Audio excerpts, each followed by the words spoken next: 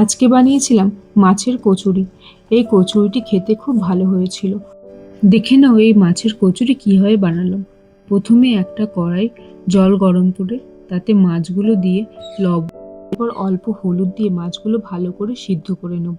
এরপর মাছগুলো ঠান্ডা করে মাছের থেকে কাঁটাগুলো খুব ভালো করে বের করে নেব। মাছের থেকে কাঁটা বের করার সময় খুব মনোযোগ দিয়ে কাঁটা বের করে নিতে হবে।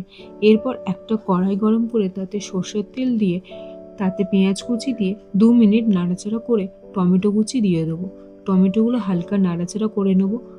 এরপরে আদা বাটা, রসুন বাটা, জিরে গুঁড়ো, হলুদ গুঁড়ো, লঙ্কা গুঁড়ো, লবণ দিয়ে ভালো করে মশলা কষিয়ে নিতে হবে।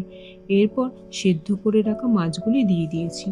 মাছগুলো ভালো করে মশলার সাথে মিশিয়ে নেব। মাছগুলো ভালো করে রান্না হয়ে গেছে। এরপর 2 চামচ পরিমাণে ছাতু দিয়ে ভালো করে ছাতুর সাথে মাছটা মিশিয়ে নেব। ছাতুটা এখানে বাইন্ডিংয়ের কাজ করবে। এরপর একটু বেশি পরিমাণে গরম মশলা গুঁড়ো ও ধনেপাতা কুচি দিয়ে ভালো করে মিশিয়ে নিলে পুরটা তৈরি হয়ে যাবে।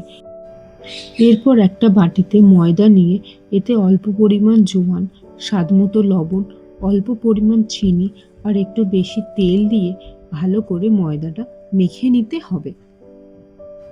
আমরা বাড়িতে যেভাবে লুচি বানানোর সময় ময়দা মাখি সেরকমই মাখতে হবে, শুধু এখানে তেলটা একটু বেশি পরিমাণে দিতে হবে।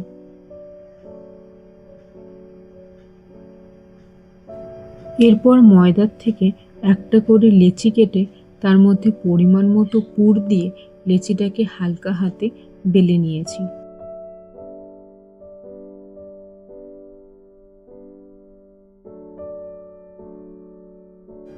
এরপর তেল গরম করে ভালো করে লাল লাল করে দুদিক ভেজে নিলেই তৈরি হয়ে যাবে মাছের কচুরি।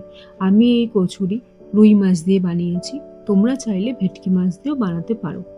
তোমরাও এইভাবে খুব সহজ পদ্ধতিতে বাড়িতে বানিয়ে নিতে পারো এই সুস্বাদু মাছের কচুরি। আর জানিও কেমন লাগলো। যদি ভালো লাগে তাহলে একটা লাইক করে দিও। সবাই ভালো থেকো, সুস্থ থেকো। দেখা হবে পরের আর একটা রেসিপি নিয়ে।